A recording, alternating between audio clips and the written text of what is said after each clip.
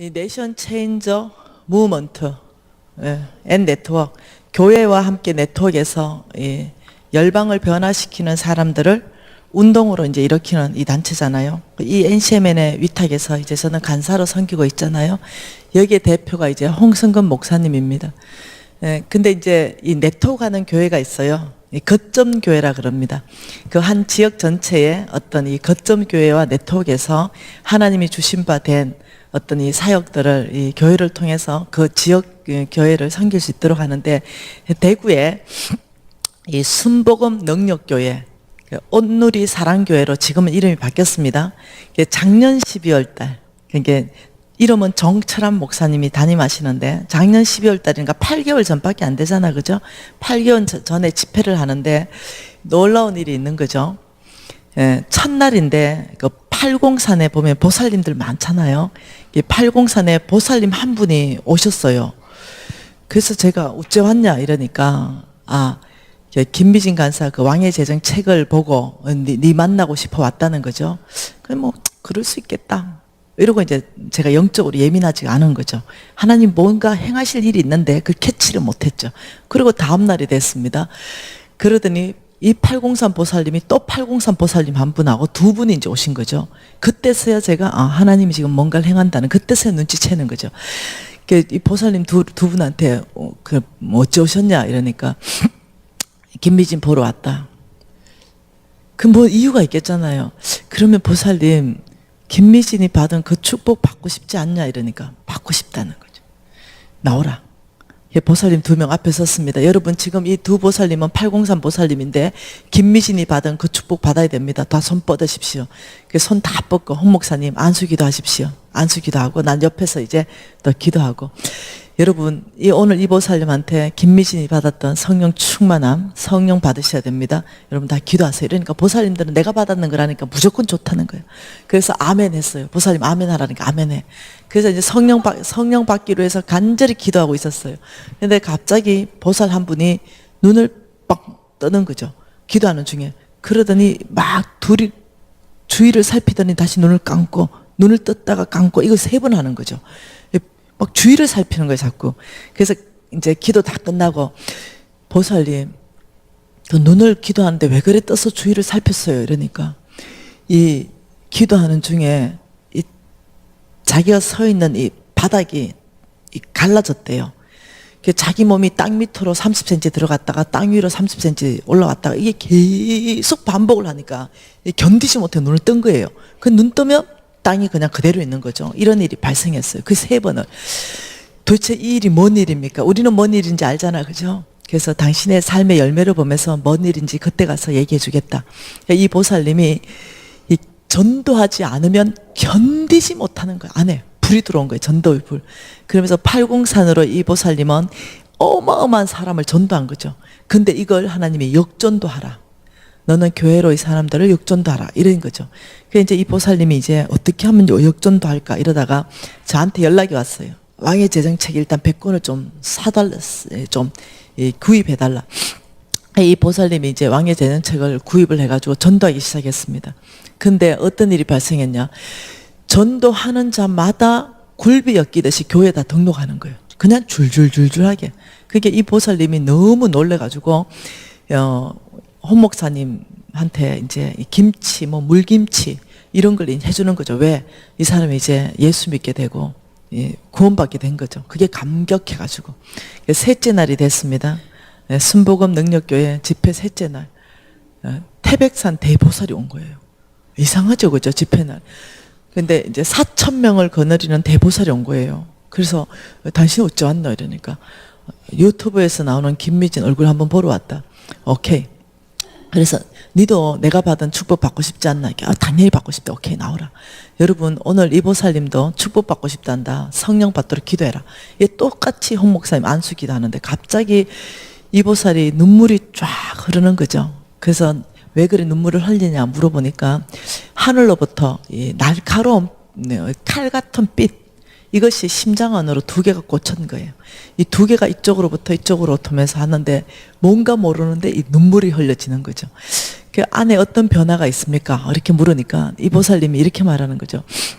내가 다른 건 모르겠는데 이 보살은 밑에 4,000명을 거느리는 태백산 대보살이잖아요. 이 보살님이 자기가 다른 거 모르는데 한 가지 깨달아졌대. 이 보살님은 무지하게 부자예요. 자기가 이 엄청난 부, 이 어마어마한 부, 이것이 하나님으로부터 왔다는 걸 깨달아졌다. 이 부를 내가 하나님께 돌려드려야 된다는 걸 깨달았다. 이렇게 얘기하는 거예요. 그래서 나는 앞으로 이 부를 하나님께 돌려드리겠다. 이렇게 하는 거죠. 오케이. 이제 이러고 4일째가 됐습니다. 박수무당이 들어온 거죠, 이제.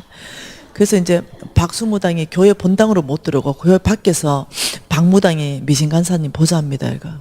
박무당 좀 들어오라 그래라. 이게 교회는 겁나서 못 들어온답니다. 오케이. 나갔어요.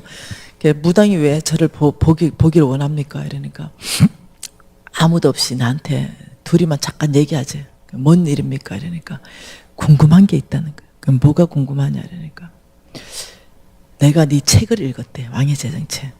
그 책을 읽는데 아무리 읽어도 내가 섬기는 신보다 네가 섬기는 신이 큰 신 같아. 그래서 자기가 어차피 섬겨야 되는데 큰 신을 모셔야 되겠다는 욕심이 생겼대. 근데 네 신을 모시려면 나는 어찌해야 되노? 이걸 묻는 거죠. 네 신을 모시고 싶다는. 내가 어쩔 거 없다. 바로 교회에 나와서 그날로부터 신을 모시면 된다. 우리 신의 이름은 하나님이다. 그래서 하나님의 영, 성령님 저에게 오십시오.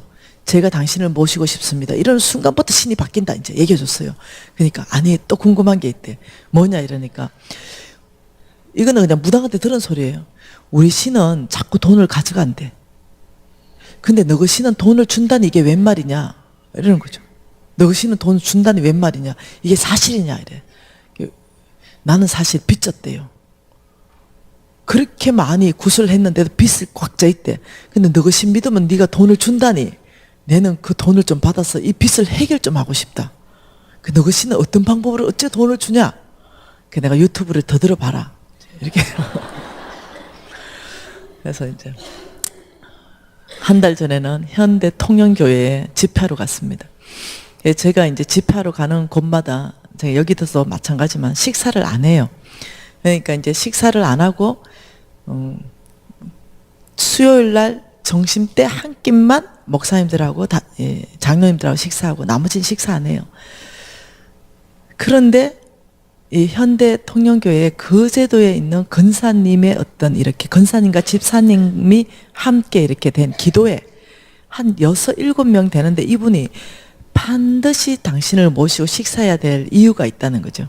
뭐냐 이러니까 자기들이 왕의 제정책을 사놓고 김미진이 말하길 특히 불신자들이 돌아온다 그랬으니 우리가 이 말을 믿고 한번 전도 한번 해보자. 우리가 아는 보살들 중에 이 불교 보살들, 이 보살들 이름을 적고 기도하고 우리 전도 나가자. 그러면서 이제 왜냐하면 이들이 정말 천국 가야 되니까. 그리고 이제 열심히 한 거죠. 기도하고 어느 날 이제 6명인가 7명이 이제 전도하러 나갔어요. 그리고 이제 그 책을 전해줬어요. 그 책을 전해주기 전에 많이 이제 제가 가끔 이 전도 전략을 얘기할 때가 있잖아요. 어떻게 하면 전도가 쉬운지. 그래서 이제 책을 주고 그 전에 뭐 좀 이렇게 선물도 하고 그 전에 맛있는 반찬도 나눠주고 이러면서 마음을 열었죠. 그리고 책을 줬어요. 이 보살님들이 몽땅이 다 돌아온 거예요. 이 몽땅이 돌아와서 한 그룹의 스터디 그룹이 돼가지고 이제 돼 있는 거죠. 그게 이 보살님들을 이제 좀 만나봐라. 이래 된 거죠. 그래서 가니까 그 돌아온 보살님들이 거기 계신 거예요. 그러면서 그 보살님들이 간사님 너무 감사하다고. 간사님 유튜브 보고 제정책 보면서 하나님이 누군지를 깊이 알게 되었다고. 그러면서 제일 은혜 받은 게 뭐냐 이러니까 보살님들이 하나같이 무슨 말 했는지 압니까? 최고 은혜 받은 것은 11조 강이다. 뭐라고요? 이러니까 11조 강의에서 최고 은혜 받았다. 우리 부처님은 다 달라는데 하나님은 10분의 1만 달라냐. 하나님은 어째 10분의 1만 달라 그러고 그 더 축복한다 그러냐. 우리는 다 달라 그러고 또 달라 그러고 또 달라 하는데도 우리는 그 돈 준다 이런 얘기 없다. 비워라 비워라 비워라 밖에 없지. 어째가지고 너희들은 채워라 또 채워라 넘쳐라 이러냐. 너무 은혜 받아가 우리가 교회 나가는 첫날 우리가 뭐 했는지 아냐. 몽땅 11조 들고 교회 나갔다. 그래서 내가 이제 그런 얘기를 했대요. 여러분 11조 강의하고 나면 여러분 싹 시험 들지요. 이런 얘기를 들었대. 그랬더니 보살님 하는 얘기예요. 이해가 안 된대. 크리스찬들이 이해가 안 된대. 어떻게 11조 강의를 은혜를 받지 시험 드냐. 10분의 1만 달라 하는데 하나님이. 난 이해가 안 된다. 이 말 하는데 내가 부끄럽더라. 솔직하고 보살님들 앞에 부끄러운 거 있죠. 그 이제 그 대구 803 보살들은 교회 갈 때 첫날 교회 등록했어요. 등록할 때 11조 들고 갔대요. 와, 그래서 제가 도전 무지되는 거예요. 도전 무지돼. 이 보살들이 지금 얼마나 잘하는지 몰라. 지금 은혜 무지 받고 있는데 어느 우리 홍승근 목사님이 이제 피곤하니까 이 안마 마사지를 이제 우리 이 대한민국 상위 1% 우리 집사님 저기 앉아 계신 집사님 이름 모르겠다. 우리 저 집사님 이름 뭐죠? 서 집사님 좀 일러보세요. 우리 서 집사님은 한국의 태릉 선수촌의 선수들을 이렇게 잘 몸을 만지던 그런 분이에요. 아세요, 여러분? 아, 몰라요. 네. 저분은 보기 귀한 분이에요. 태릉 선수들의 선수들 있죠. 그 선수들의 어떤 그 안에 근육들을 풀어주고 이런 분이에요. 그러니까 굉장히 객관적으로 어떠냐면은 인정받은 이 마사지라 표현하기는 못하고 아무튼 예, 그래요. 예, 그러니까 우리 목사님이 이제 이 몸에 마사지가 전기적으로 필요한 거죠. 그래서 이제 저분한테 오늘 가서 이제 마사지를 받게 했는데 이제 오셨어요. 탁월하다는 거죠. 탁월하다. 마사지를 많이 받았고 뭐 중국 마사지 무슨 말 다 받았는데 아우 감동을 해가지고 목사님 탁월하다는 거죠. 그래서 여러분도 받을 수 있어요. 맞죠? 예약해서 받으실 수 있죠? 저분이 저를 해준다는 거예요. 근데 우리는 또 남자가 몸을 만지는 건 마음이 어려워. 우리는 죄송한데 산부인과도 남자 쌤한테 못 가요. 고신사대잖아요. 네. 그래서 내가 너무 받고 싶지만 남자기 때문에 내가 노라 했어요. 나 안 된다. 한 번도 내 몸을 다른 남자가 만지도록 허락한 적이 없다 내가. 그래서 안 된다. 이제 이렇게 했죠. 이제 앉아주시면 됩니다. 그래서 홍 목사님 받고 오더니 홍 목사님은 전 세계 돌아다니면서 대가의 마사지단테는 다 받았어요. 근데 최고 칭찬하시는 거죠. 앞으로 가시면 돼요. 여러분 예약해서 가시면 돼요. 30분짜리, 90분짜리, 1시간짜리 이렇게 해서. 나 오늘 우리 홍 목사님 마사지 값 지금 다 하고 있어요. 항상 받은 은혜를 갚아야 되는. 그랬는데 이제 여자분 한 분이 마사지를 잘 해주는 경락 마사지를 잘 해주시는 분이 계시다고 미진 간사님은 그분이 해주시기로 했다 이러는 거죠. 근데 그분이 불교를 나가시는 분이에요. 근데 이제 우리 목사님과 사모님이 재정책을 한 권 들고 그분한테 전도를 한 거예요. 집은 여기 와 계세요. 그리고 이 책의 주인공이 와서 강의를 하니 한번 와보세요 이랬다는 거죠. 근데 그 자매님께서 목사님 사모님 얼굴을 보가 그냥 한번 와본 거죠. 근데 첫날에 그렇게 은혜를 주셨대요. 너무너무 은혜를 첫날에 받았다는 거죠. 근데 깜짝 놀랐어요. 왜요? 첫날에 그 메시지가 쉬운 메시지가 아니거든요. 아브라함의 씨의 계보에 대해서 쫙 풀었는데 그 메시지에 은혜를 크게 받으신 거죠. 근데 하나님께서 저한테 그 자매를 향한 말씀을 막 하고 하시는 거죠. 그래서 내가 마사지 받으러 온 게 아니다. 얘는 당신 좀 보러 왔다. 그래서 하나님이 하시는 메시지를 제가 대언해 줬어요. 그리고 이 자매님 안에 그 안에 얼마나 그 아름다움이 있는지, 그 신앙의 신심이 있는지, 그분은 절을 하나 세우고 싶어 하셔서 실질적으로 절에 필요한 모든 걸 이렇게 가져오신 거죠. 그 절을 세우기 위한 모든 게 많은 거죠, 집안에. 그것을 어떻게 해야 될지 이런 걸 나하고 상담하고 싶었다는 거죠. 그래서 하나님께서 너는 절을 지을 사람이 아니라 교회를 지을 사람이다. 그래서 이 집사님 이제 성경책 하나 우리 사모님이 사셔서 오늘 이제 선물하는 거죠. 특별한 성경책이에요. 거기에는 홍성근 목사님 사인이 있고 담임 목사님 사인이 있고 김미진 사인이 들어가 있고 이래서 이제 그 성경책 하나를 주문해놨습니다. 홍 목사님 기도하고 이 자매에게 일어날 하나님의 약속의 말씀 받아서 적어놨고 저한테 말씀한 거 받아서 적어놨고 기대가 큽니다. 그 자매님 아마 오셨을 텐데 이 교회에 등록해서 신앙생활 하실 거예요. 따뜻하게 맞이해 주세요. 그 자매님 안에 하나님께서 행하실 놀라운 일이 있다고 말씀하셨습니다. 자매님 어디 오셨나? 네, 안 보이네. 또 부끄럽대. 일으키고 이러면. 네, 아마 여기 와 계실 건데 네, 일으키지는 않을게요. 혹시 나중에 여러분들이 그 자매님이다 이러면 많이 안아주고 예, 많이 이렇게 따뜻하게 대해주고 왜냐하면 어렵거든요. 종교가 바꾼다는 게 쉽지 않거든요. 근데 예, 자매님 안에 예, 놀라운 일이 기대가 너무 커지더라고요. 제 안에 하나님이 막 말씀하시니까. 내가 어디 얘기하려다 이러고 있지. 네. 여러분 재밌습니까 근데? 재밌죠? 네, 끝날 때쯤 되니까 이제 한 하루 이틀 더 했으면 좋겠다 이런 생각도 있고 이렇죠. 제가 처음에 목사님 봤을 때 와 저래 부뚝뚝하나 목사님이. 이게 제 목사님 본 첫인상이에요. 아, 또 목사님이 빡빡하고 무뚝뚝하네 이런 생각했는데 이튿날 되고 3일날 되고 오늘 되니까 그게 뭐냐면요. 그냥 이렇게 저 목사님은 교제하면 진실되게 하는 분이구나 이게 느껴지는 거 있죠.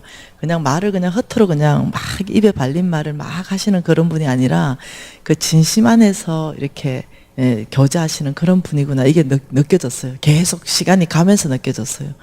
예, 그래서 이제 정이 무척 들었는데 헤어질 시간이에요. 네. 아무튼 정이 들었다고 얘기하는 거예요. 네. 여러분 혹시 집회를 통해서 하나님 은혜 주셨습니까? 네. 은혜 받았다 이게 감정이 아닌 거 아십니까? 감정. 여러분들 은혜 받았다 이러면은 잘못하면 감정으로 가기 쉽습니다. 감정. 예. 감정이 뭔가 굉장히 어떤 기쁘고 뭐 즐겁고 막 이렇게 생각하는데 예, 은혜는 그게 아닙니다. 은혜라는 것은 여러분이 은혜 받았다 이럴 때는요, 예, 이 은혜는요, 말씀을 좀 보고 싶습니다. 소원 플러스 능력입니다. 예, 뭐가 은혜냐? 여러분 은혜 받았다 이럴 때 뭔가가 동이 되고 뭔가 이 갈망하는 마음이 올라오고 한번 해봐야지 이런 생각들이 막 올라오고 그리고 또 저렇게 한번 살아봐야지 나 성부로 살고 싶은 갈망한 마음 여러분 안에 올라오죠. 그 속부의 삶은 정말 이제는 나는 청산해야 되겠다 이런 생각 올라오죠. 그 자체가 뭔지를 성경 안에서부터 밝혀보고 싶다는 거죠. 에스겔서 말씀 보겠습니다.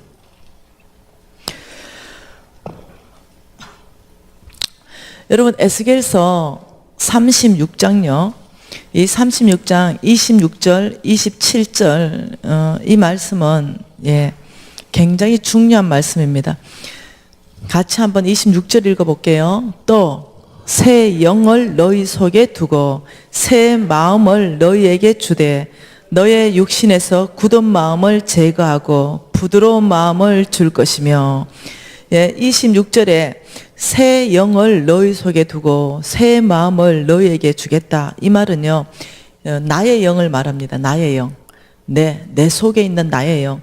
거듭난 나의 속 사람을 말합니다. 이걸 다른 말로 한번 해석해 보면 이겁니다. 너희 안에 하나님의 뜻을 따라 살고 싶은 갈망한 마음을 넣어주시는 분이 하나님이시다. 지금 이 말입니다. 그리고 27절에 보면 또 내 영을 너희 속에 두어 너희로 내 율례를 행하게 하리니 너희가 내 규례를 지켜 행할지라. 26절은요. 너희 안에 하나님의 뜻을 살아갈 마음을 넣어주시는 분이 하나님이시고 이게 소원입니다. 하나님 뜻대로 살아가고 싶은 마음. 여러분 이 재정부흥집회를 통과하면서 그 뜻대로 살아가고 싶은 마음이 굉장히 불일 듯이 이뤘다면 은혜입니다.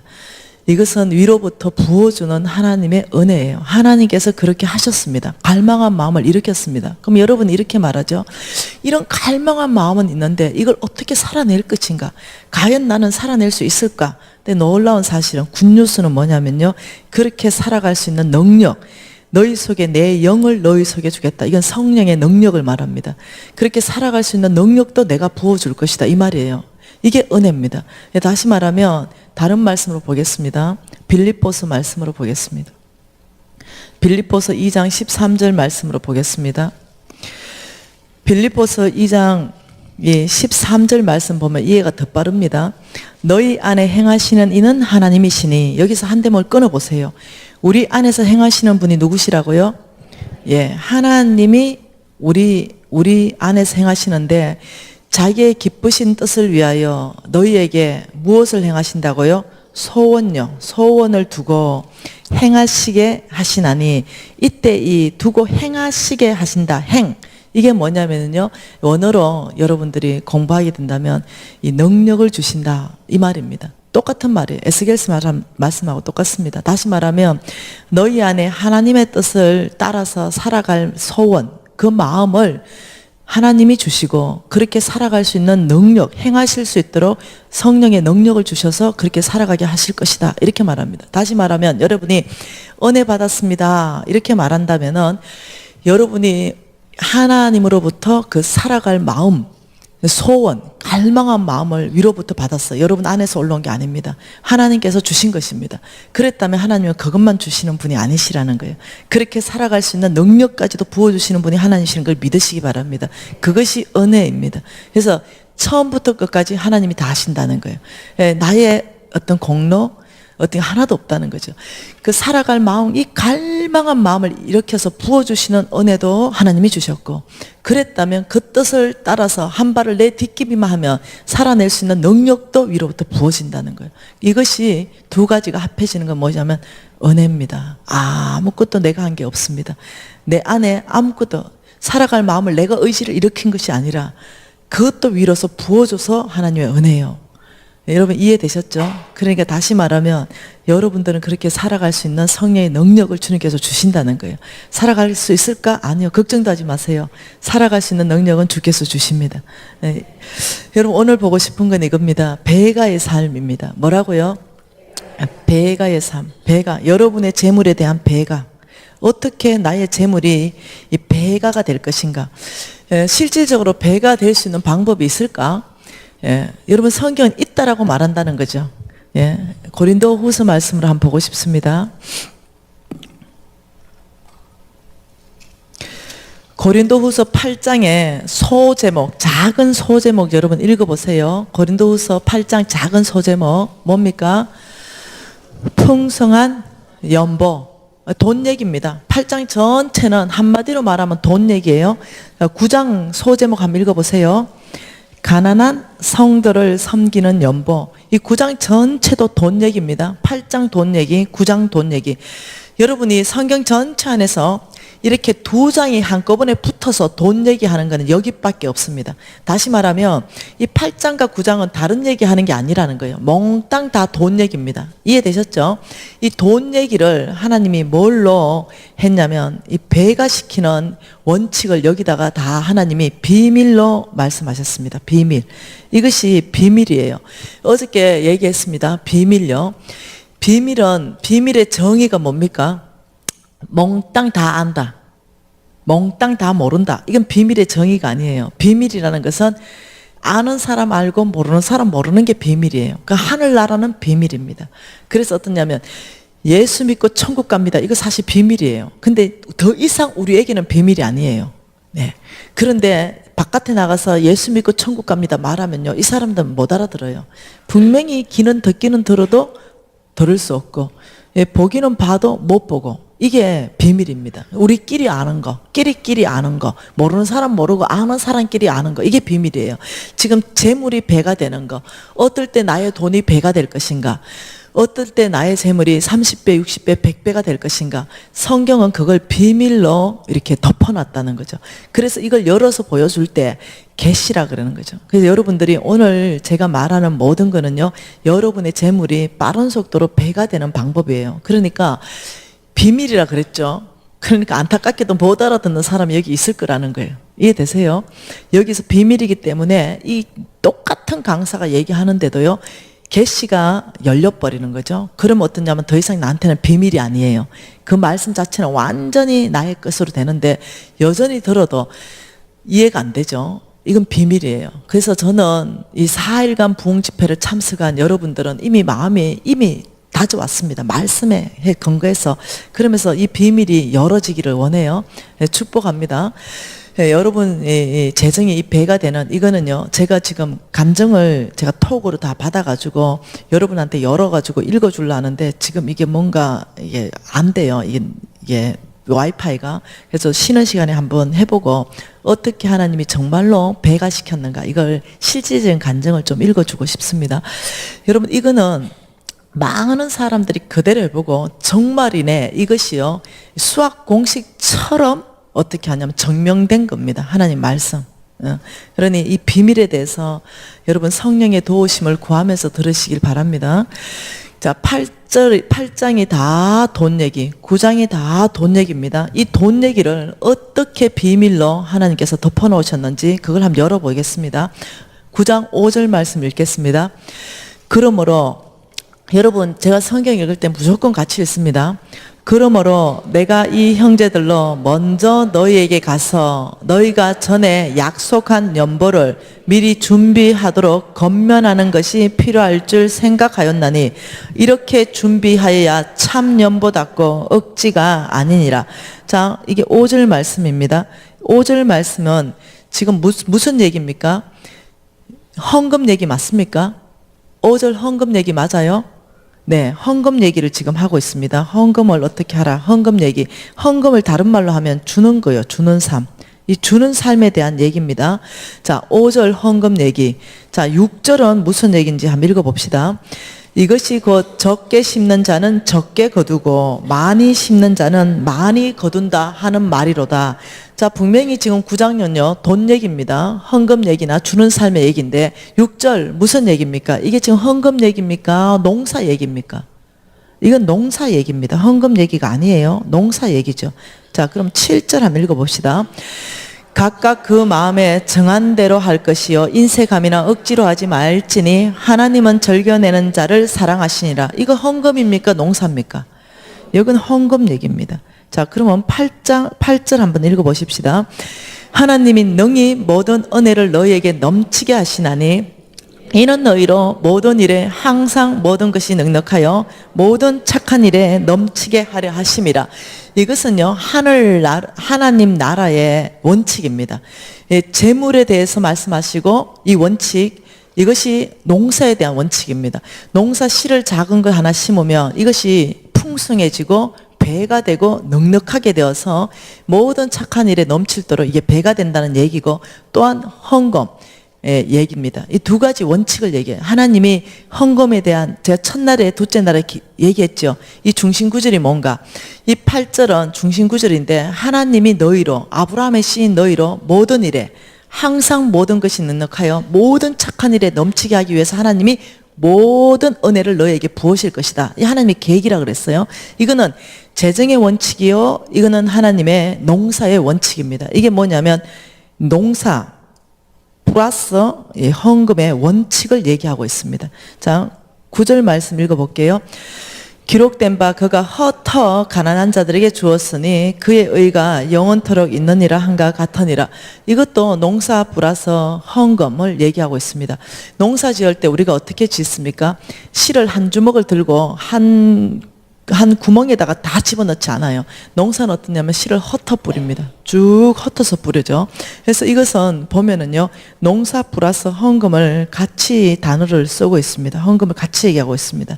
10절은요, 심는 자에게 씨와 먹을 양식을 주시는 이가 너의 심을 것을 주사 풍성하게 하시고 너의 의의 열매를 다하게 하신다.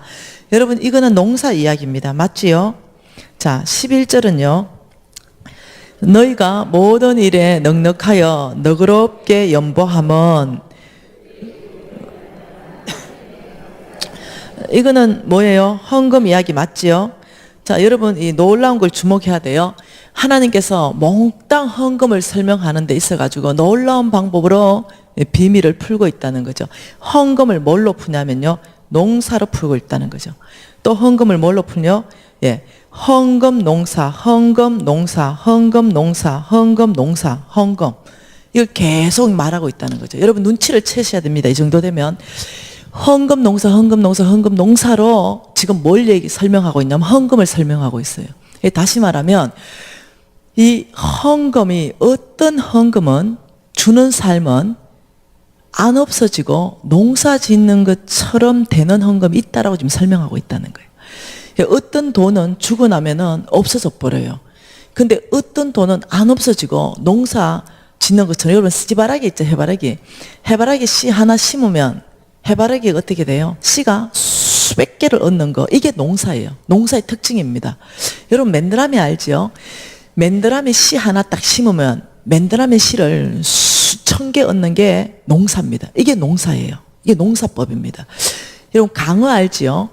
강어를 한 마리에 알을 낳으면 이게 수만 마리의 알을 낳습니다. 이게 농사예요. 이게 농사라는 것은 뭐냐면 한 개를 심으면 한 개 거두는 게 농사가 아니에요. 30배, 60배, 100배를 거두는 것이 농사예요. 그래서 어떠냐면은 소도 마찬가지입니다. 소를 2마리로 시작했는데 농사 지어보면 이것이 불과 몇 년이 굴러가면 이게 수십 마리 돼 있어요. 이게 농사예요. 근데 8장과 9장을 하나님께 놀랍게 어떠냐면 이걸 헌금을 설명하면서 놀랍게 5절을 말하면서 헌금을 준비하라 이렇게 말하면서 적게 심는 자 적게 거두고 많이 심는 자 많이 거둔다 이러면서 비밀을 자꾸 말하는 거예요.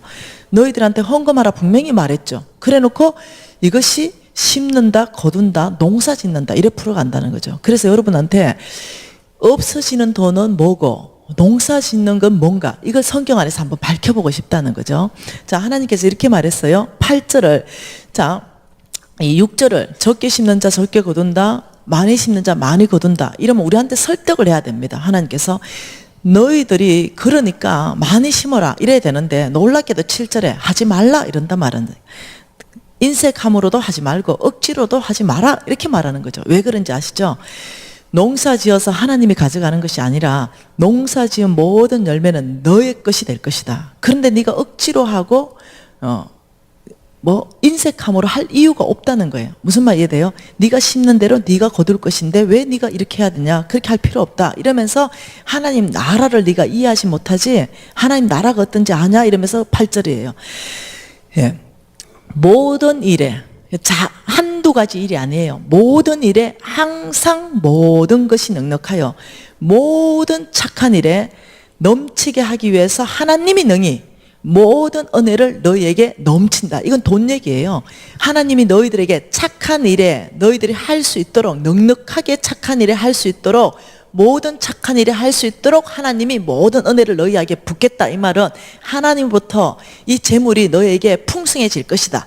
왜? 농사법이 있으니까 풍성하는 방법이 있다는 거죠. 그러면서 하나님 마음을 다 보여주는 게 뭐냐면 9절입니다. 가난한 자 이렇게 말하는 거예요. 다시 말하면 가난한 자에게 주는 것은 우리는 가난한 자한테 100불을 주면은 없어진 돈이라고 하는데 하나님은 지금 이것을 없어지는 돈으로 생각하는 것이 아니라 이것이 바로 농사다. 안 없어지고 너의 재물이 이것이 농사 짓는 거다. 가난한 자한테 준 거는 뭐 하는 거라고 하나님 지금 설득하고 있습니까? 농사 짓는 거라고 설득하고 있다는 거예요. 우리는 어떻게 해요? 없어졌다고 생각하는 거죠. 그래서 이거를 성경 안에서 밝혀보고 싶다는 거죠. 하나님 정말 그렇게 설명하고 있는가? 여러분 자 보십시다. 여기는 땅입니다. 여기는 땅이고 여기에 누가 있냐면 가난한 자가 있어요. 이 가난한 자가 있는데 만일 여기다가 우리가 100불을 줬다고 쳐보십시다. 예, 이 100불을 우리가 이 가난한 자한테 줬다고 치면은 우리 생각에는 내 주머니에서 내 통장에서 100불이 사라졌기 때문에 마이너스 100불 이렇게 생각하고 있다는 거죠. 계산이. 근데 하나님은 뭐라고 말하냐면 여기에 하나님이 계세요. 보이지 않는 세계에 하나님이 계신데 절대로 그게 아니다. 여기 하늘 은행을 내가 만들었고 플러스 100불로 내가 너에게 빌렸다 이래 말한다는 거예요. 가난한 자한테 줬는데 하나님은 내가 너한테 빌렸다. 안 없어졌고 하늘 은행에 저축되어 있다 이 말이에요. 자, 이것을 성경에 여러 구절로 설명하는데 한번 봐보십시다. 잠언서 말씀으로 한번 보고 싶습니다. 잠언서 19장 17절 말씀 같이 한번 봐보십시다. 한번 읽어볼게요. 가난한 자를 불쌍히 여기는 것은 여호와께 구워드리는 것이니 그의 선행을 그에게 갚아주시리라. 여러분 이것은 이거예요. 쉬운 성경, 한국 쉬운 성경으로 번역해 놓은 걸 여러분에게 그대로 읽어주면 이겁니다. 가난한 자들에게 베푸는 일은 여호와께 빌려드리는 것이니 그분이 후하게 보상해 주신다. 이 뜻이에요. 자, 다시 한번 17절 보세요. 그럼 이 말입니다. 가난한 자를 불쌍히 여기는 것은 여호와께 구워드리는 것이니, 여기가 한 대목이에요. 자, 이겁니다. 지나가는데 가난한 자가 있어요. 무지하게 가난해요. 찢어지게 가난합니다. 너무너무 안 된 마음이 있죠. 아이고 가난하다 가난해. 아이고 불쌍하네 불쌍해. 진짜 가난해. 아이고 안 됐다고 지나가는 거는 불쌍히 여기는 게 아니에요. 네, 그거는 불쌍히 여기는 거, 놀리는 겁니다. 지금 이 말은 이겁니다. 가난한 자를 불쌍히 여기는 것은 여호와께 구워드리는 것이니, 이거는 뭐냐, 내 주머니에서 뭐 나간 걸 얘기하는 거예요. 100불을 줬더니, 가난한 자를 불쌍히 여겨서 100불을 줬더니 여호와께서 바로 내가 너에게 꽂다 이래 말을 빌려드렸다. 내가 너에게 꽂어. 하나님을 빚쟁이로 만드는 거죠. 내가 너에게 100불을 꽂다 이러면서 빌려 여호와께 구워드리는 것이니, 그 다음에 뭡니까? 약속이 그의 선행을 그에게 갚아주시리라. 이걸 뭐라냐면요, 여기서 이걸 영어 성경으로 보시면요, 그의 선행을 그에게 갚아주시리라. 한국어는 뭐냐면 풀로 가득 후하게 갚아주겠다 이거예요. 근데 영어 성경은 풀로 갚아주겠다 이렇게 해놨어요. 근데 성경 원어로 보면요, 30배, 60배, 100배로 갚아준다 이런 뜻이에요. 다시 말하면 여기에서 하나님이 말씀하는 것은 배가 된다 이렇게 말합니다. 배가 뭐라고요? 배가 된다. 가난한 자를 불쌍히 여기는 것은 여호와께 구워드리는 것이니, 그리고 하나님이 꽂어요. 하늘은행에 저축해 놨습니다. 그리고 내가 필요할 때 그의 너의 선행을 너에게 배가 시켜서 갚아줄 것이다. 왜요? 없어지는 돈이 아니라 농사 지었다고 지금 설명하고 있기 때문에 농사 지은 거죠. 예, 농사 지은 거죠. 감자 하나를 예를 들면 감자 하나를 꽂았어요. 근데 하나님께서 주실 때는 농사 지었기 때문에, 여러분 감자 하나 농사 짓는 거 어떻게 농사 짓습니까? 예, 감자 하나 농사 지을 때 우리 이렇게 짓잖아요. 이렇게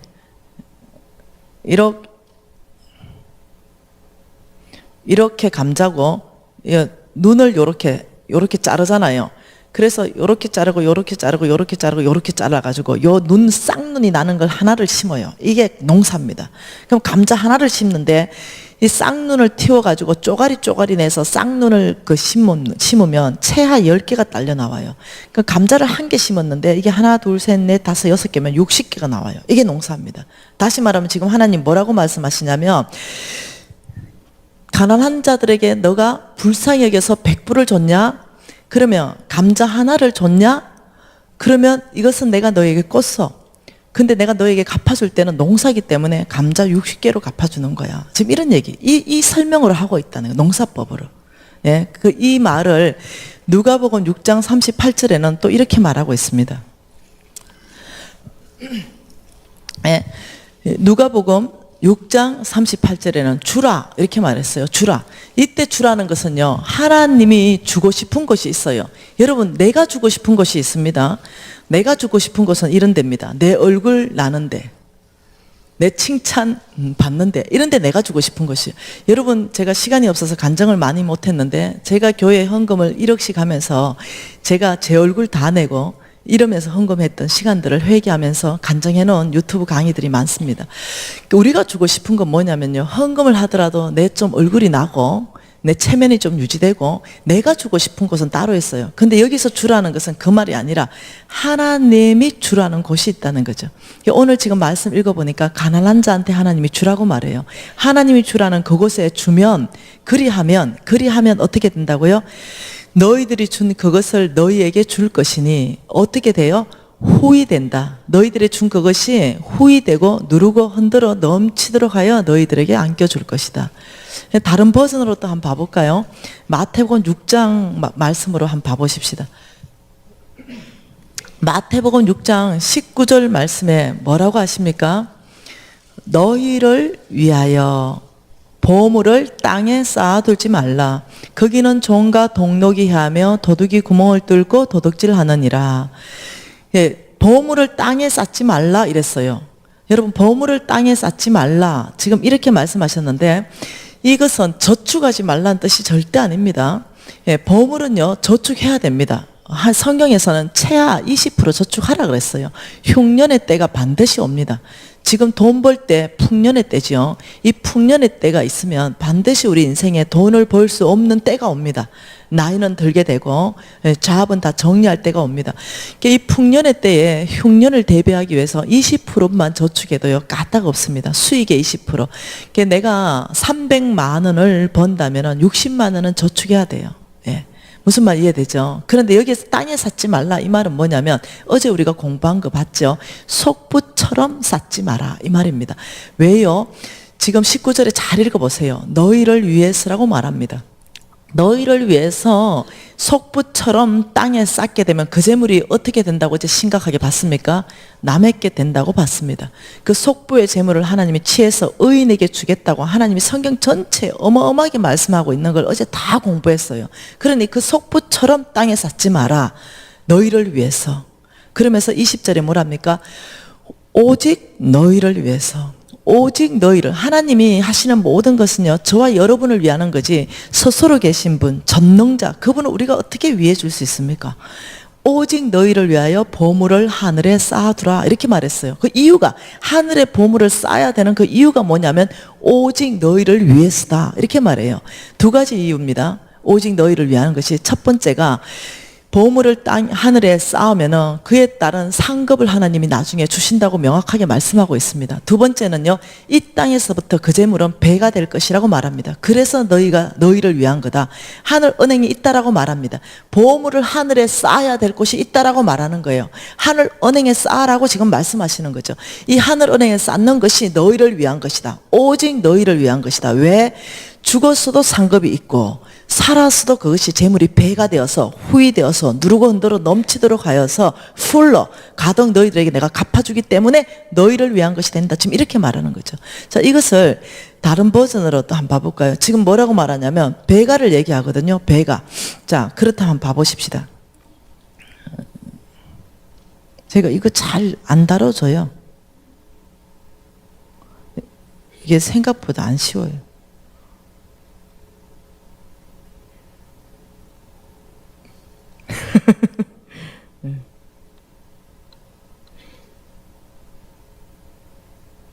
다시 그려야 돼. 이렇게 되면 내가 그래서 안 써요. 칠판 써요. 그래서 우리 홍 목사님 이거 무지하게 잘하는데 저는 이게 잘 안 돼.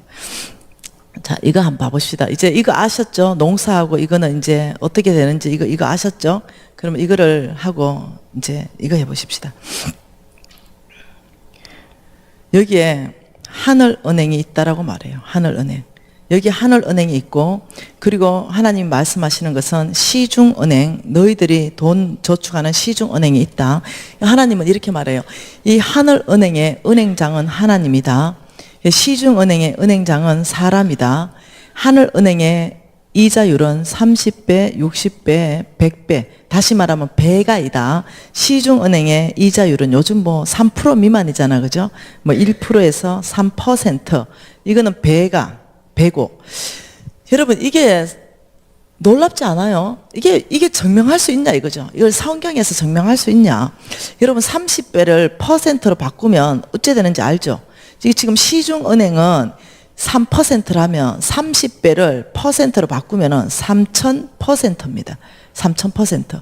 하나님께서 하늘에 너희들이 보물이 쌓을 곳이 있다라고 말하면서 거기는 배가라고 지금 농사법을 설명하고 있는데, 너희들이 재물을 시중은행에 쌓을 때는 1%에서 3%인데 하늘은행에 너희들이 쌓는다면 이자율이 3000%라는 게 성경 말씀으로 증명이 가능하다면 정상적인 사람이라면 어디에다가 넣어야 돼요?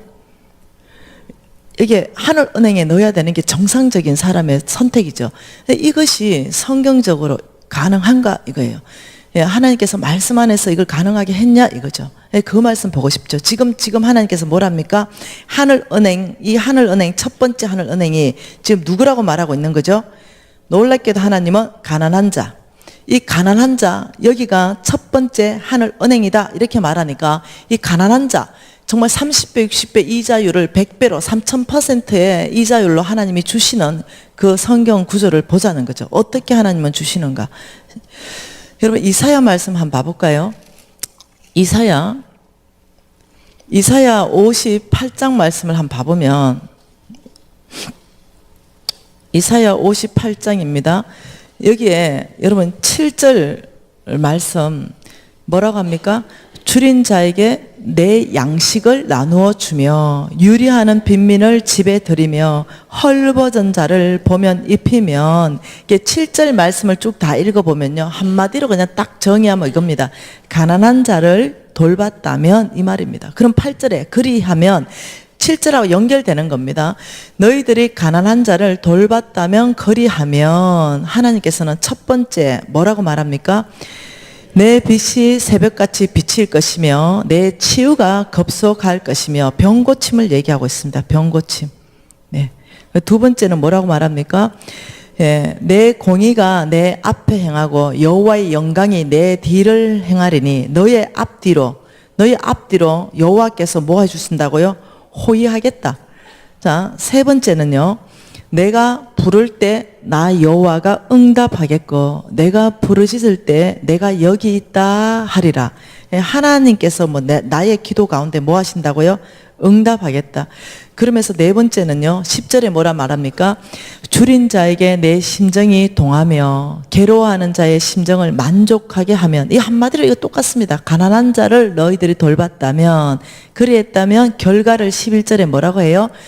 여호와가 너를 항상 인도하여 메마른 곳에서 내 영혼이 만족하게 하며 내 뼈를 견고하게 하리니 너는 물된 동산 같겠고 물이 끊어지지 않는 샘 같을 것이라.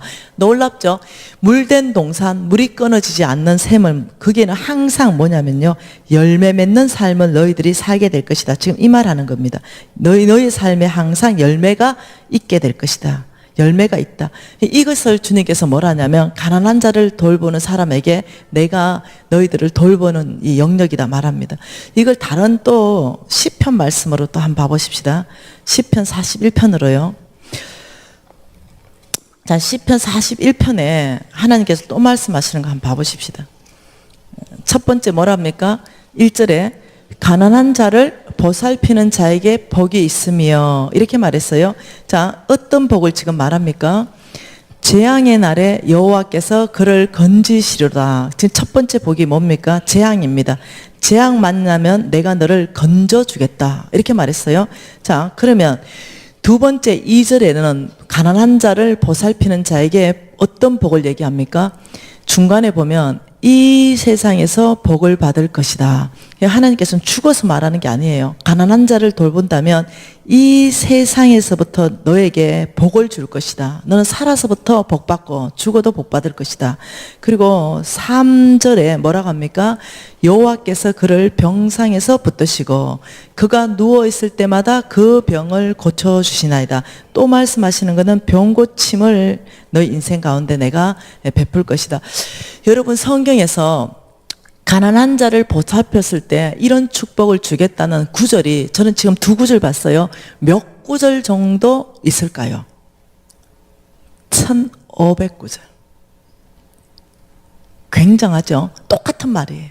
1500구절이 있습니다. 그 중에 지금 두 구절밖에 안 봤어요.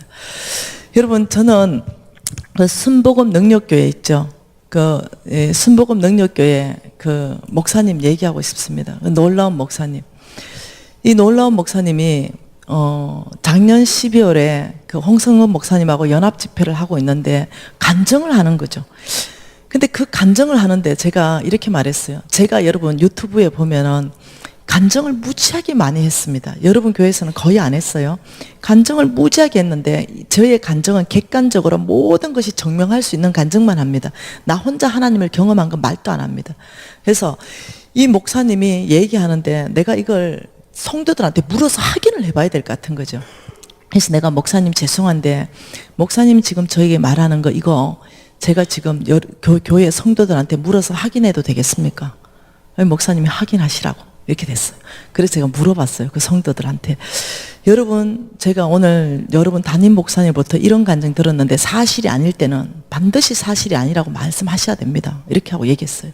이 목사님은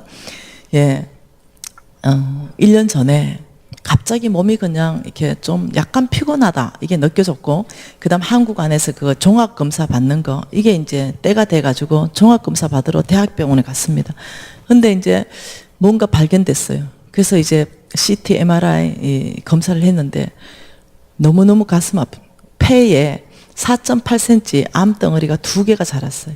근데 폐에만 4.5cm짜리 2개지요. 근데 이 암이 전이가 됐어요. 그래서 어떠냐면은 이 목 밑으로 이 장기로 전이가 다 돼버린 거죠. 그래서 사모님을 불렀습니다. 예. 목사님 길게 살면 3개월입니다.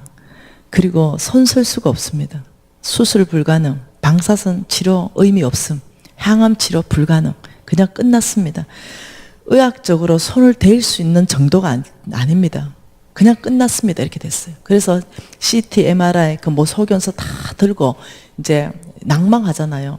그래 이제 왔어요. 교회 왔어요. 그 목사님이 이제 얘기합니다. 여러분, 저는 오늘 병원 가서 이런 진단을 받았습니다. 여러분 돌려서 보십시오. 제 몸 전체는 암덩어리입니다. 어느 장기 하나가 건강한 데가 없습니다. 의사가 사형 선고를 했습니다. 3개월입니다. 빠르면 1개월입니다. 그런데 여러분, 저는 하나님께 소망을 두고 살은 거 여러분이 정인입니다. 저는 정말로 이 말씀을 믿었습니다. 시편 말씀을 믿었고 이사야 말씀을 믿었고, 나는 정말 그들과 함께 정말 내가 할 수 있는 최선을 다해 섬겼으며 나는 이 말씀을 한 번도 의심해 본 적이 없습니다. 그리고 이 말씀대로 저는 최선을 다해서 그들을 섬긴 거 여러분 잘 알지 않습니까? 내가 이때 하나님의 약속이 나에게 집행되어야 됩니다. 이때 하나님께서 저를 병을 고쳐야 됩니다. 왜냐하면 하나님께서 가난한 자를 돌볼 때 네가 병 들었을 때 고친다고 약속하신 그 하나님은 살아계신 하나님이십니다. 여러분, 저를 위해서 한 끼 금식해 주십시오. 이러면서 한 달을 금식했어요. 온 교인이. 그리고 한 달 지났는데 목사님이 소천하지 않는 거죠. 15일 지났는데도 소천하지 않는 거죠. 그래가지고 이 성도들이 우리 병원 가십시다, 목사님. 병원 가가지고 암이 어찌 됐는지 다시 한번 진단 받아보십시다. 병원 갔어요. 그 병원장이 왔습니다. 목사님이 다시 진단 받겠다니까 그 마음은 알겠지만 안 된다. 받아볼 소용이 없다. 왜냐하면 다 받아봤지 않냐. 목사님이 담대하게 말합니다. 아니요, 나의 하나님이 치료하셨을 수 있습니다. 그러니 다시 검사해 주세요. 이러니까 이 병원에서 어떻게 할 수 없으니까, 그러면 다시 그러면 MRI CT 찍으십시다. 그러니까 다시 MRI CT, 피검사 다 다시 검사합니다. 그런데 결과가 나왔어요. 이 목사님 몸 안에 단 한 개의 암세포도 발견할 수 없어. 하나님 온전하게 완전하게 세포들을 다 회복시켜 버렸어요. 그 지금 굉장히 건강하세요. 그 지금 그 대학병원에 그 다 자료가 있습니다.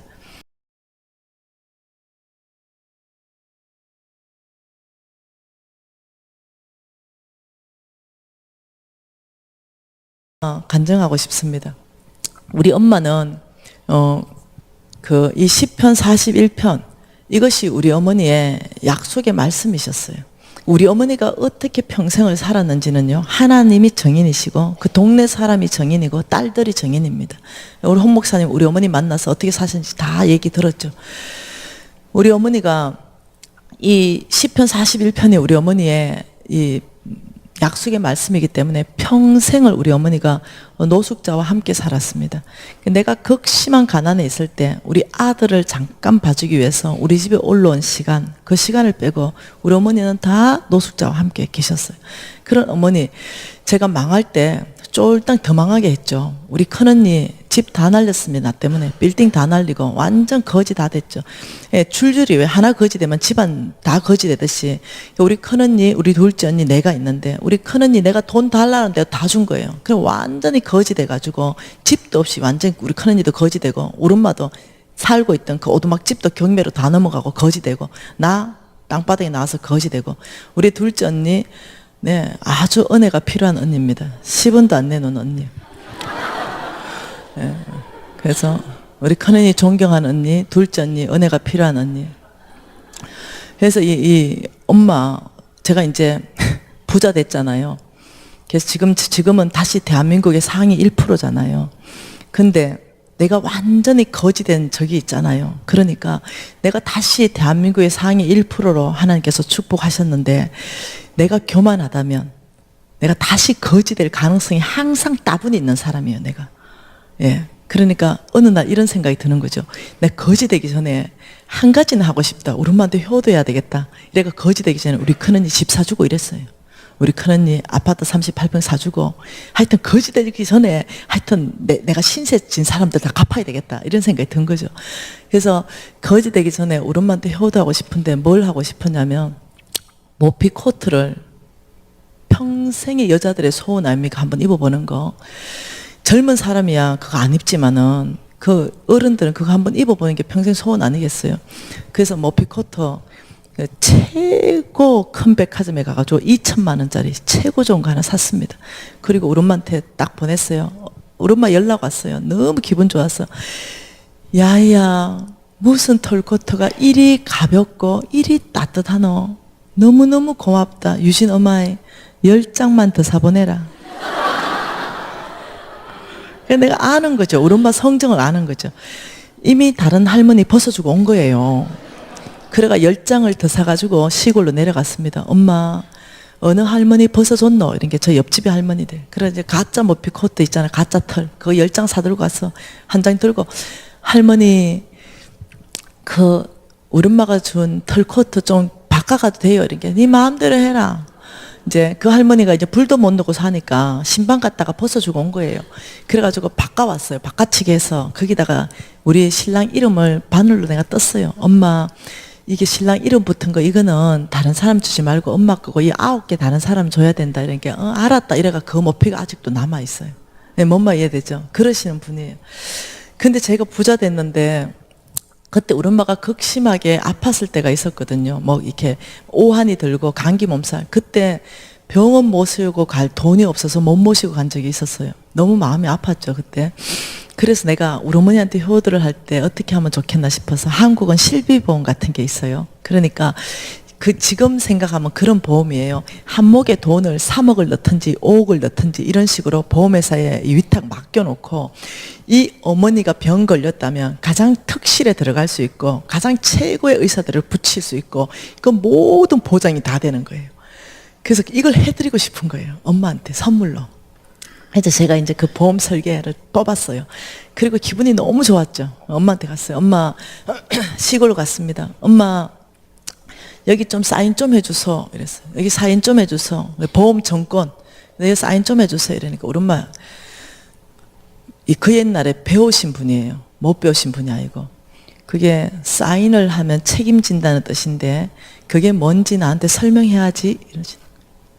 그래서 내가 뭐 설명해요. 좋은 거니까 그냥 사인하셔. 그러니까 아니 그게 무슨 보험 뭐 같은데 설명을 해라. 이러시는 거예요.